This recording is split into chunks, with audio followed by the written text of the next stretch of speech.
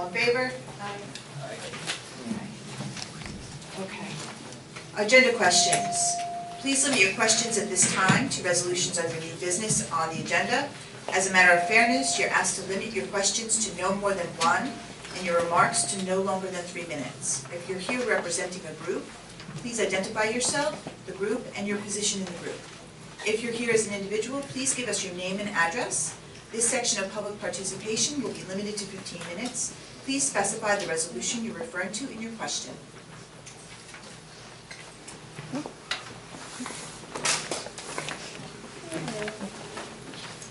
Evelyn, sorry. Thank you. Evelyn Swaptower, 43 Thunderhead Place. I have a question regarding 15B, under conferences, workshops. They have the Common Core and Park Aligned instruction. My question has to do with when they decide Common Core and Park Aligned instruction, is it divided between students who have IEPs and 504s versus regular students, or do they look at it in like the bigger picture? Mrs. Zimmerman, can you address this? Sure. That's the exact name of a workshop that's being offered. Usually workshops will cover the whole plethora of subtopics that go under that, so I wouldn't be surprised if that was being covered. I don't have the description in front of me, so I couldn't tell you to be certain, but it's the name of the workshop. So. Okay, so there are no, I guess, are there any workshops that deal with specific Addressing special education. Yes, exactly. Christine? Well, for example, we have a group of staff members, principals, supervisor, and teachers who are attending a workshop at FEA PSA on addressing the needs of struggling students in math. So that would address Common Core in math. So yes. That may be on this agenda, I'm not sure, or it was on a past one. There was one here. Okay. Yes. It is, Chris. Yeah. Throughout my experience with the special education and going through the system, I feel as if everything's a blanket. So it doesn't seem as if there are specialized programs to deal with difficulties that students are having. So, for example, when my son was at JK, they had a pull-out program that they did during recess. Well, when you have an ADHD kid who needs to get that energy out and has been constraining himself all day, to pull him out of recess to get special education help is kind of ludicrous. So I told them, no, forget it, because then he'll be more of a problem in the afternoon. All throughout, I've been trying to get the problem of comprehension addressed because he's an avid reader. He just read another one of Rick Riordan's books. He's been reading since before kindergarten. No trouble with reading. Okay, it's the between the lines. And every time I bring it up at an IEP meeting, we don't have a program that addresses that. We don't have a program that addresses that. Well, we're in 8th grade now. I think it needs to be addressed, because if you're going to be pounding on this park and integrating information, how can a student integrate it if they haven't been taught to integrate it? I think that our teachers have been trained in a number of different things, and although you may not see a specific reading comprehension workshop noted, it's not to suggest that our teachers haven't been trained, nor do they not know what they're doing. I don't think that that's the case at all. I just think that the students that need extra help in that are not getting the help that they need. Then that's something that we should probably talk about, and that you should go back and certainly talk to your case manager, and it sounds like you're doing that as well. I've talked to her numerous times. She knows this complaint of mine already. Okay, which is a good thing, and I'm glad that you're communicating that as far as pounding the park. As you put it, we are going to continue moving forward with preparation for our students with that, but that also includes preparation for special education students and what they have and the needs that they have as well. So if it continues to be a concern, Mrs. Lockbear, all I can suggest is to go back to the table again and to continue speaking, because we do have a staff and a child study team certainly willing to work with every parent and every concern that there may be. Okay, it just seems that at the IEP meeting, I address it and it goes nowhere. I hear you, Mrs. Lockbear. Thank you. Thank you.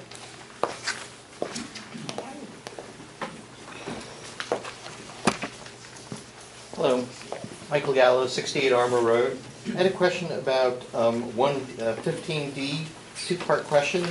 Is the intention to do the second reading at the next meeting? And two, is there time in the committee reports to discuss some of the salient features of the policy? The answer to both questions is yes. Yes. Thank you.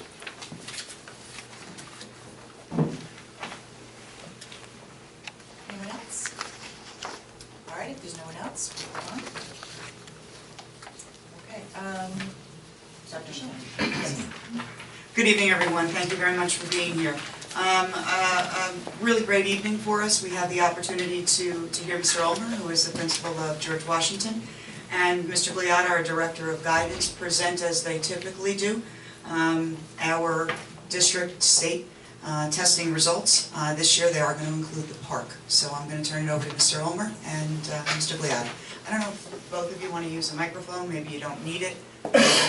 Back and hear you. It's totally up to you. I'll speak as loud as I think, so everyone can hear, and if you need me to be on the mic, I'll certainly turn it over to the mic. Sounds like a plan.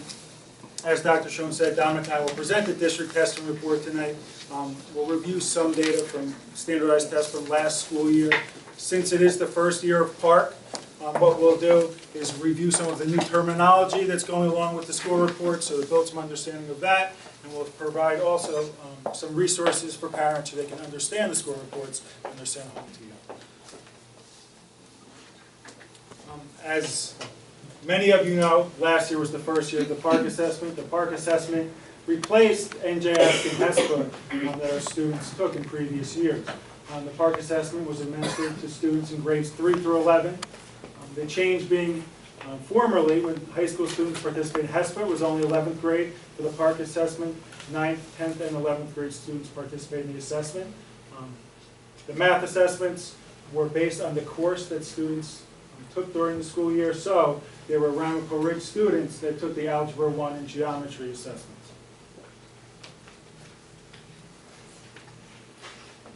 This is the change in the way that the assessments were scored and the way that the reports are being given in terms of performance levels.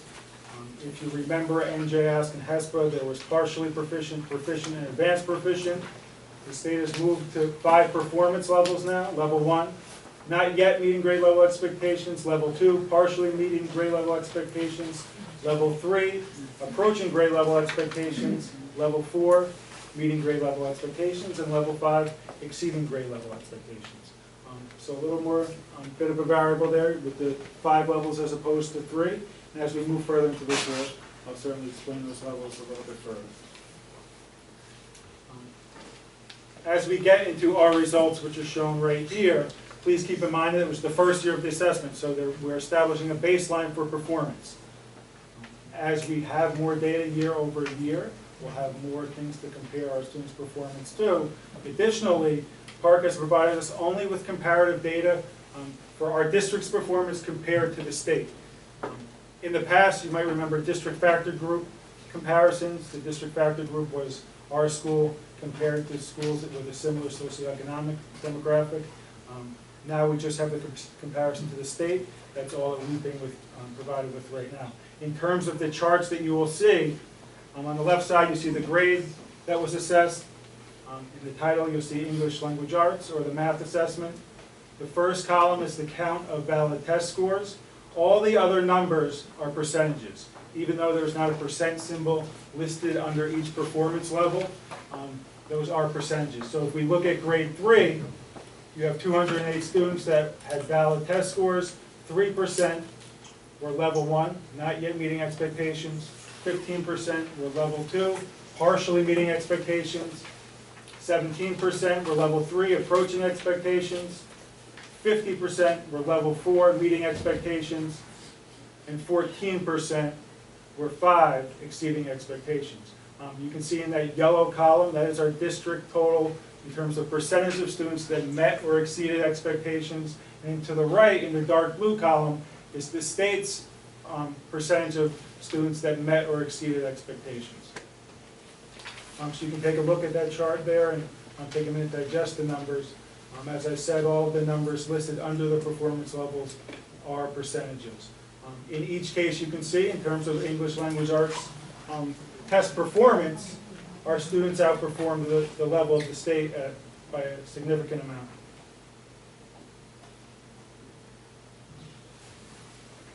As I had said, grade 3, our district had 64% that met or exceeded expectations compared to the state of 44%. Grade 4, 72% that met or exceeded compared to 51% from the state. And grade 5, 74% compared to 52%. Moving along to our middle school students, the chart is formatted exactly the same way. So you can see again, our students in district, in terms of students that met or exceeded expectations, achieved at a level significantly higher than the state. And that, very honestly, is to be expected. It's historically, our students perform very, very well on any standardized test. So they weren't surprising to see results that we were significantly higher than the state in terms of students that met expectations or exceeded expectations, but certainly very, very nice to see. And then moving on to high school for English language arts, again, you'll see the percentage of students that we had in district that were level 4, level 5, which was meeting or exceeding expectations at 73% in grade 9, as opposed to 40% for the state, 71% for grade 10, as opposed to 37% in the state, and 76% in grade 11, as opposed to 41% in the state. I see questions. We're going to take questions at the end of the presentation. I'm happy to answer any questions that you have. Moving on to mathematics, again broken down in elementary, middle school, and then the high school, and some middle school students that have taken the Algebra 1 and Geometry test. But first, grades 3, 4, and 5. Again, you'll see in yellow our total percentage of students that met or exceeded expectations. At 70%, in grade 4 at 58%, and in grade 5 at 68%. All of those percentages exceeding the state levels by a fairly significant amount.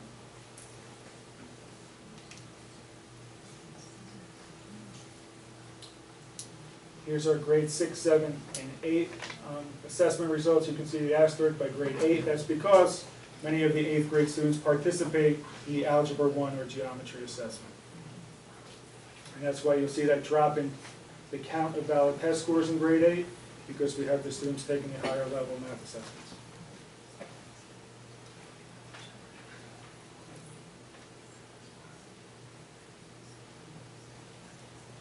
And moving on to Algebra 1, Geometry, and Algebra 2 assessments. Again, these, for Algebra 1 and Geometry, there were middle school students that participated in the assessment and did very, very well.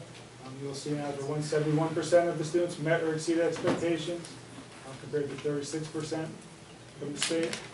Geometry, 49% met or exceeded expectations in comparison to 22% at the state level. And in Algebra 2, 55% of our students met or exceeded expectations, as opposed to 24% from the state. In terms of resources for parents, there's a website, understandthescore.org. There are tons of resources on the website for parents to understand the PARCC assessment and the score reports that you will be receiving very shortly. All of the high school score reports are going to be sent home next week. We have not received the reports for students in grades 3 through 8 yet. Once we receive those reports, those will go home as well.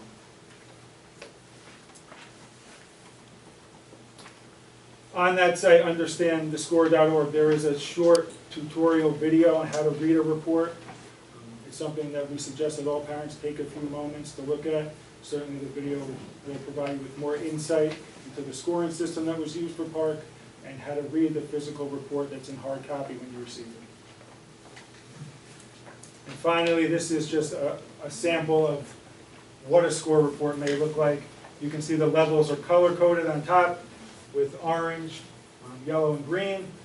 Each student will also receive a scale score that will be there. The score ranges from 650 to 850. In addition, where that 3 is in that circle in those boxes, you will have your child's score, and it'll be right next to the state average, the district average, and the school average. So you'll have a little more comparative data for your particular child, something that we haven't had in the past when we've shared score reports. Thank you. Good evening, welcome. Like Kevin said, the park scores are just a baseline.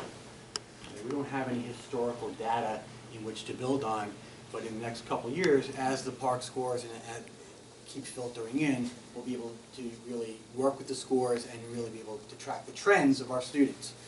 But we do have some historical data based on the current assessments that we use at the high school level that show, basically how phenomenal our students are. This first slide is a graduation rate slide. This slide can be kind of misleading. This is the graduation rate. When you look at the graduation rate of 95.8 for the class 2015, that's the cohort graduation rate. And what the cohort graduation rate is, when students enter Mahwah High School as freshmen, the state keeps track of those students from freshman year to senior year. If students fall off by the wayside, if they get a GED, if they drop out, or if they transfer out of district, they're still considered part of our graduation cohort. Okay, so that number of 95.8 doesn't truly reflect what our graduation status is. The statistic, the percentage of students who graduated last year to class 2015 is actually 98.8. We had 2 students who did not graduate last year for a couple of reasons, but the graduation rate of 98.8 just reflects the students who started in September and then graduated in June.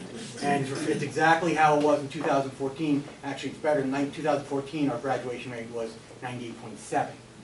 So that's how that graduation data, there's a difference between what we report to the state as far as how they log the data and how we look at students. Those students we really don't have any control of. They left, they got their GEDs or whatever, but they still are considered into our cohort. SATs. Everyone remembers the SATs. The data that is it's something that we all can relate to. So we're looking at the historical data from 2013, 14, 15. If you remember the critical reading, math, and writing sections, the 3 parts. The Mahwah High School students are in the blue. In the critical reading, you see we're pretty consistent, a little dip last year. But each graduating class, as you probably understand, has its own personality. So, but our numbers are pretty consistent. But what's more significant is that, how much we surpass the number of the New Jersey State mean.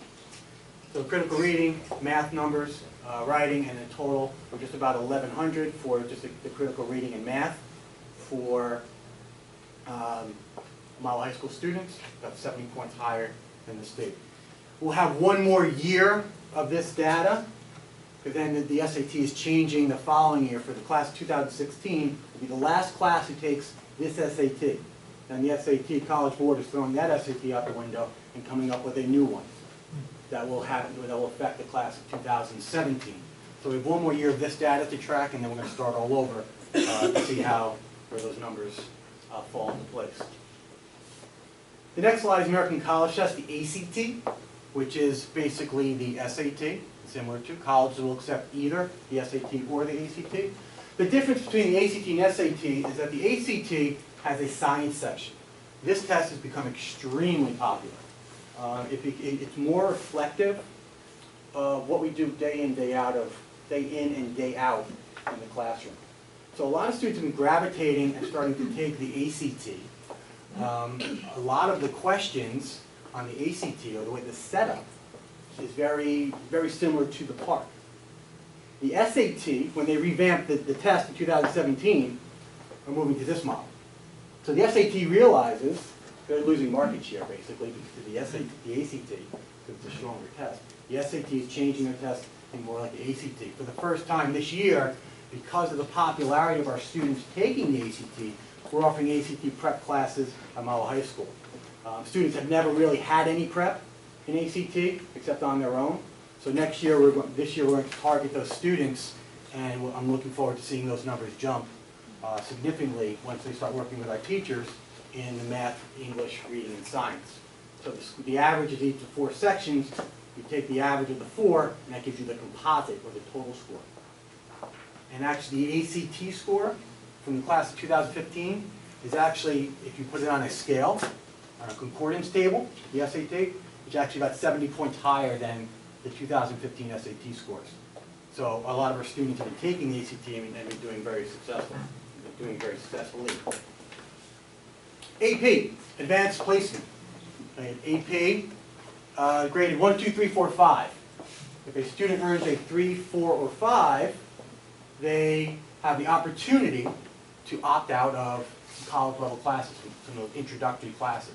So if a student gets a 3, 4, or 5 in English language, when he goes to college, they will opt out of English 101. So it saves students a ton of money. We have more students who are challenging themselves.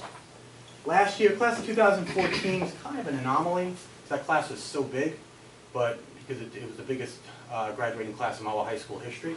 So we had more test takers, but if you see the trend over the years, you know, taking out 2014 just because of the sheer size of the class, the trend of number of students who are taking it and challenging themselves has been going up. And again, we sit at the 84.4 range, you know, substantially better than the state. We offer 22 AP classes, and 199 students sat for over close to 500 and 450 exams. And here's the breakdown by subject. So here is the subject test.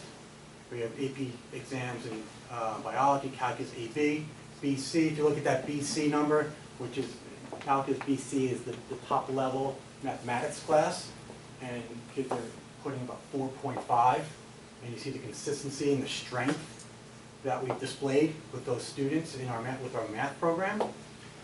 I want you to look at this number here, the environmental science one. Now you look at the environmental science at 2.7. We don't even offer AP environmental science. We had 4 students last year who took Rita McDonough's environmental science class, college prep. And about midway through, they decided, you know what, I like the material. I'm really enthralled by the material. Ms. McDonough is phenomenal. I want to take the AP exam. So they can. So at that point, Ms. McDonough started working with them, giving them extra material to take the AP exam. So they had lost almost 5 months of rigorous AP intensive training, and they jumped into the AP environmental science exam, and they scored a 2.7. Okay? And then that's the average of the 4 students. So that's the type of students we have at Mahwah. Those are the types of kids we have. And we have more and more kids challenging themselves taking these AP classes. One, because they know that the harder they work in high school, the easier college is going to be. And 2, is that if they can score a 3, 4, or 5 from a financial aspect, they can save their parents and themselves a ton of money. This year, if you look at the English literature exam, okay, English literature is a senior level class.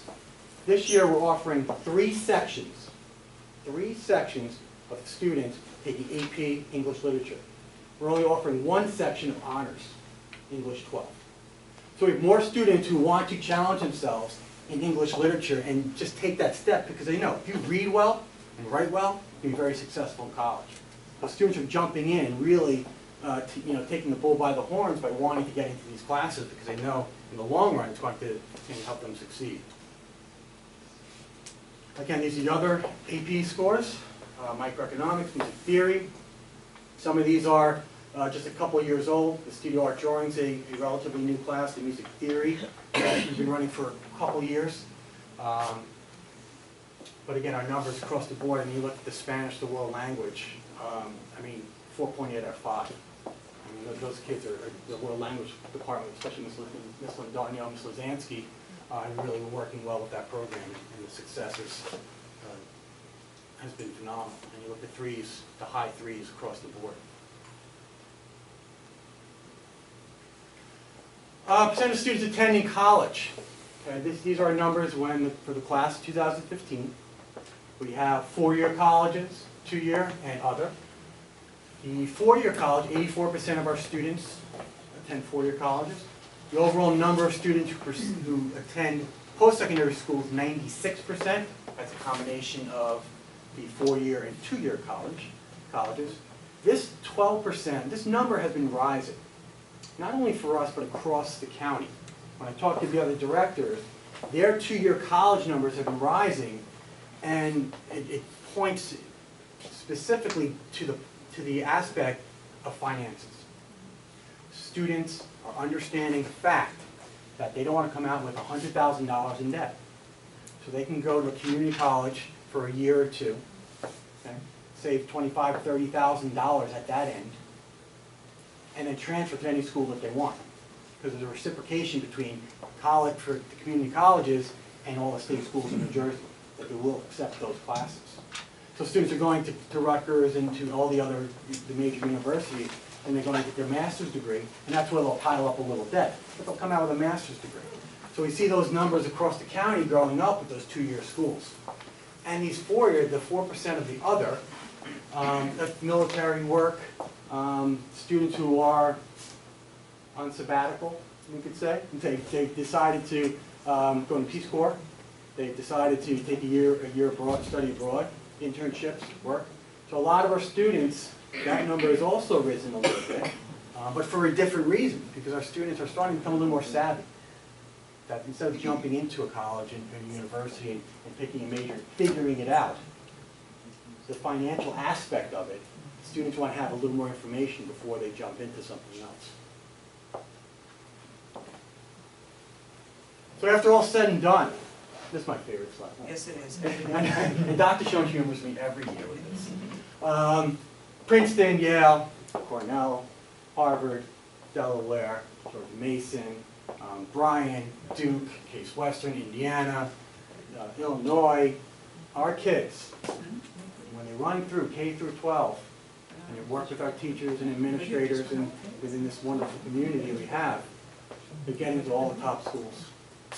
And they're competing, and they're being successful, and they're doing well. In January, we host an alumni return day.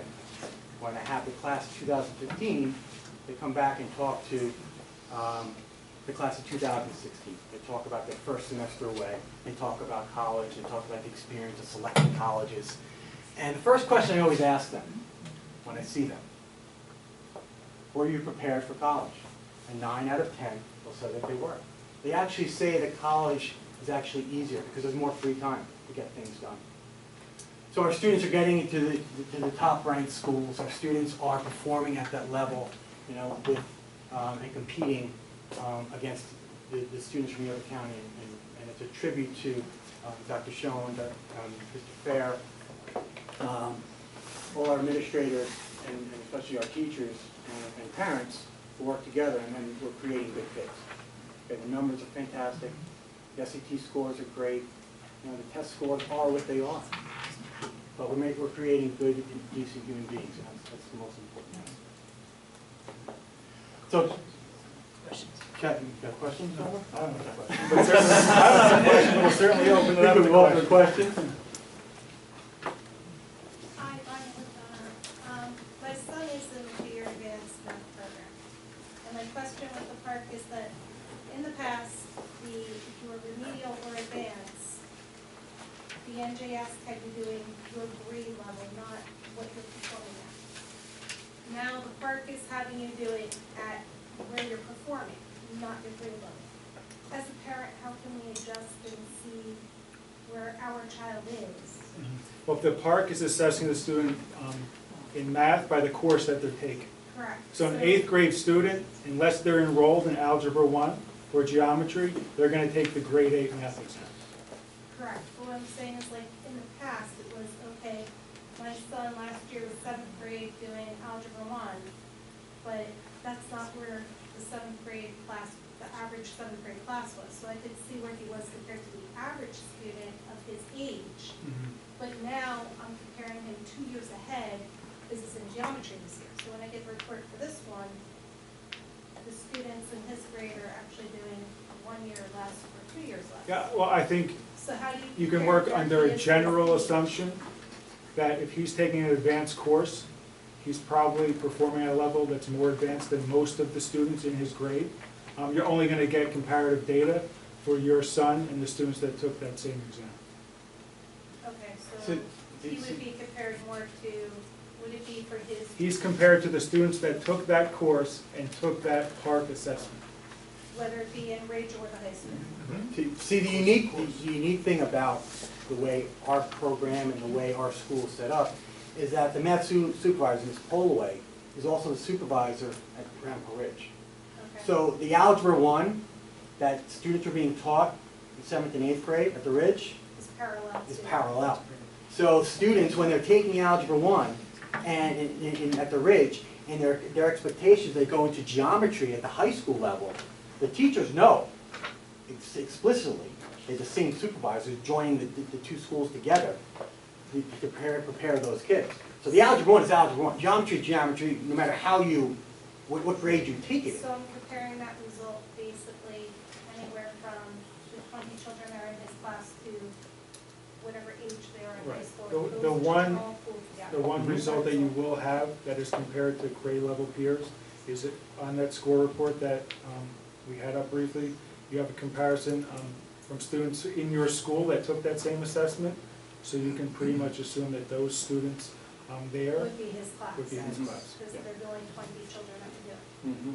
Okay, the other thing that I had seen, thank you very much, because that helps explain that, and I'm glad that that has that little section I can look at, so I can explain it together. The other thing that I noticed too is, I don't know if it's possible, legal, whatever, but I know there was a lot of people abstaining from having their children take the park. Is there any way we could see what percent of third grade, fourth grade, fifth grade, all the way through abstained, and what percent we're comparing our children to the student body? I can tell you district-wide, we had 143 students that refused to participate in the assessment. It was approximately, it was 6.7% of our student population. Okay, very good. That's just something statistic-wise that could, thank you very much. We're in a good position with that in comparison to other districts. That website that's available to teach us how to, the video, how to read the results, is that from Pearson? Chris, is it from Pearson, do you know? Understand the score, I'm not exactly sure who put it out, I'm sure it's related to Pearson and to the Park Consortium. They're all, many sub-organizations all working together. The link to, and I failed to mention this during the presentation, the link to understandthescore.org is provided on our district website in the curriculum and instruction section. And I have a second question. I saw as you were comparing the data specifically for Park by grade level, it seemed almost like pretty consistent with that level 4 across the grade levels. But I noticed in grade 7, there was definitely a pop. It was much stronger. It was like 85%. Has the team looked at, I'm just curious if you guys looked at that and was wondering why that particular grade was higher than other grades? That's a very It was for large ELA, grade, yeah. actually. See there, It's a very large 85, grade. 84. But that one's a pop over all the other grades. Is there any thinking about, is that a really smart class? We just haven't, we just received the scores, so we haven't had the time to really look at what they mean and Okay. target instruction accordingly, but the content area supervisors at the middle school are certainly going to look at them. Across disciplines, not just the ELA supervisor, but as we've been talking about, this has been a shared responsibility of reading and writing across the curriculum for years. So it's definitely something we're all going to be looking at. And if I can just follow up on that, you know, Kevin talked before about it being a baseline year, Dominic, you mentioned that too. You know, when you look at scores, you could compare one year's third grade to another year's third grade, or one year's seventh grade to another year's seventh grade.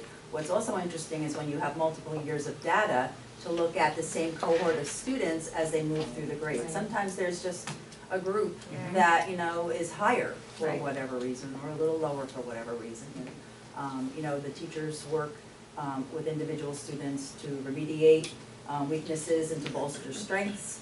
But sometimes those numbers just kind of look like that when you look at them historically. So considering it's a baseline year, that's really all we have now until we have more information to drill down into it. Right. Will we eventually have peer group comparisons as well? I don't know. We don't have them right now. There's no indication from the state if they were sending them out anytime in the near future. In some of the literature about Park, it does reference different demographic groups and subgroups. So there is that possibility that's out there, but right now this is all that we have in hand. I think at some point, Mr. Gallo, they're gonna print our results in the paper as they typically do. And when they do that, we're going to pick out our own schools, which are in our district factor grouping, and kind of compare ourselves to others. Right now, superintendents are in the process of kind of sharing internally so we can gauge, because right now, what does 74% mean? It means that 74% of the kids are above and exceeding expectations, but is that good? Now, looking at it right now, it looks great. It's certainly not 20%, so it looks great, so we're happy, but what does that mean according to our peer group? Because right now, we're being compared to children all over the state of New Jersey, and we all know that the children all over the state of New Jersey are living in different communities than we are in Mahwah, and the resources that they have are not going to be the same, so that may pull us up or bring us down, we don't know. So we'll probably be able to do that on our own. Are there any other questions in regard to this presentation? Can I ask one other quick one, because I am wondering, the range is from 650 to 850. Does that mean a child gets, so that's 650 for writing their name? No, I don't think it's like that's the, Yes. SAT says that you get 200% points for writing your name. I don't think it works like you get 650 for writing your name. If it was that easy, I think we'd be even better shape here. I mean, I'm surprised the range is so narrow. No? What NJ asked was 100 to 300. It's the same 200 points. True. I just thought it was going to be different. As we begin to get more information and understand it a little bit more and be able to compare, we'll certainly provide that. What we wanted to do is to give you what it is that we have at this point and what it means, because it is a baseline. We don't know yet. First look certainly looks like we're doing a very good job with a brand new test. And those accolades go straight out to the teachers. So that's where we're at this point. Any other questions at all, Kevin? And I'm sorry, Mr. Gallo. In the future, is the expectation is that the tests would be, the results would come out sooner? Yes. Yeah. That's what we hope. Yeah. That's the expectation. Because at some point, this should be informing instruction, I'm assuming, so. Coming out now is a little late. One quick one, I'm sorry. As of this result, we're not able to use, you faculty are not able to use these results to place children, correct? That's correct. Next, after this year, you'd be able to use that data then or not? No, we're still not using Park data to place students for next year either. And anytime that students are placed in any given academic placement, there's always multiple measures that we look at in order to make a really informed decision. It's never just one test in isolation that we're going to take a look at. Okay, thank you. But incidentally, I've spoken to a couple of admissions reps, and there may be some colleges who will be utilizing this data.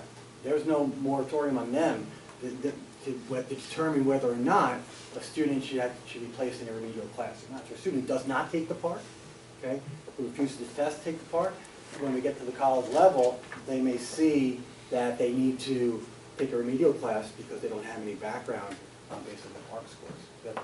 A couple of the admissions reps have spoken to me about that, Thank you. which I thought was very interesting. Kevin and Dominic, you really did a great job presenting this information. Thank you.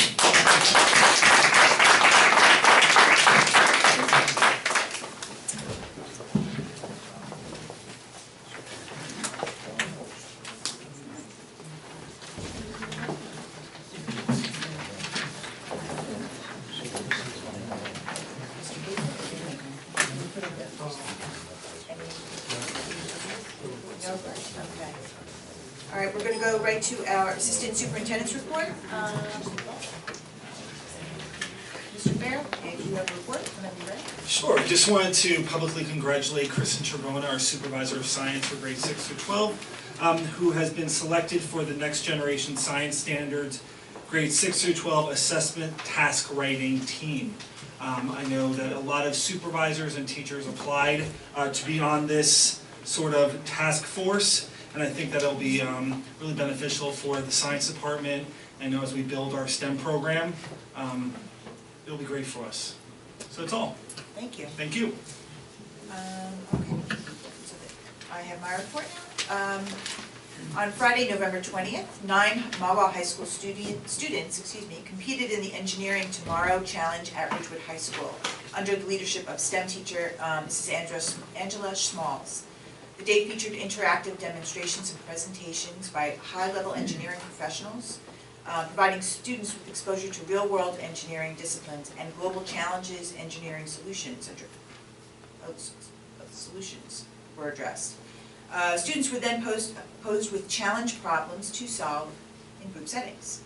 The Mahwah team placed first out of 12 school districts and were rewarded $1,000 prize from the Engineering Tomorrow Company. Very proud of them. School districts that competed were Mahwah, Ramsey, Ridgewood, Cedar Grove, Lyndhurst, Hackensack, Fairlawn, Edison, Holmdel, Kittatinny Regional, New Providence, and Scotch Plains Fanwood. So very proud of our Mahwah team. Congratulations. Okay, board committee reports. Mr. Dolan. Yeah, Finance and Facilities met just before our meeting tonight, and some of the things that were discussed is the budget calendar is in the process of being put together. As soon as we get some dates for the board meetings, we'll know better what that looks like. The electrical upgrade at the high school is currently on task and going well, and that should be completed shortly. Talked about potentials for capital projects, and we're looking to get some input from a lot of our administration. John Pascal, our Director of Athletics, Roger Pelletier, just to get some ideas and some feedback from them. When they present that to our administrators, we'll have a better idea of what they're looking to accomplish over the course of the next year for their facility. So there you have it. Thank you very much. Anyone else? Yeah, on 15D, we have a whole bunch of policies and regulations that are up for first reading. Nothing of any real consequence, basically just the state made some adjustments to some definitions and code or two, so it's really just, it's administrative. All mandated? Yes, well, Thank you. Anyone else? Just jump in for 1 second. Sure. Mr. Gallo, you had just asked for a little bit more information, and what Mr. De Silva provided is accurate. A majority of those policies for evaluation of teachers, evaluation of teaching staff members, have to do with new definitions that they've put in based on new code, for example. These are revisions to existing policies? They're all existing policies and they're all mandated, and the changes, as Mr. De Silva said, are very small. For example, designated supervisor means a supervisor designated by the superintendent. It wasn't delineated that way. Teacher means a teaching staff member who holds the appropriate standard provisional or emergency instructional certificate. That was in there. What they added was issued by the Board of Examiners. So they're very minor. The evaluation of the superintendent was just a revised code citation, and the family leave just included the inclusion of an eligible employee having the ability to care for a covered service member or veteran. That was not included beforehand, so those are the mandated changes which we thought were important to bring up to date. Okay. Board member remarks. All right, thank you. All right, old business minutes. May I have a motion? John Dolan, and a second, Kim Farron. Okay. Cool. Ms. Barron? Yes. Mr. D'Angelo? Yes. Mr. De Silva? yes. Mr. Denise? Yes. Mr. Dolan? Yes. Ms. Davis? Yes. Okay, I'd like to take 15A through I, please. And when you're ready, I'd like a motion. Rick De Silva, second. Doug D'Angelo. Discussion?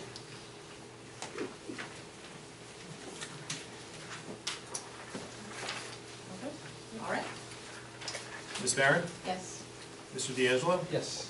Mr. De Silva? Yes. Mr. Denise? Yes. Mr. Dolan? Yes. And Ms. Davis? Yes. I'd like to take 16, new business, resolutions A through N, please. And a motion? John Dolan, second. John Denise? Discussion?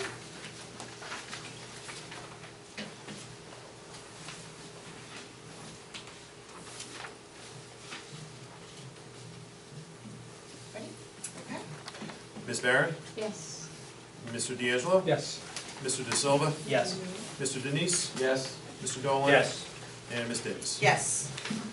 Okay, public questions or comment. This public section of public participation will be limited to 15 minutes.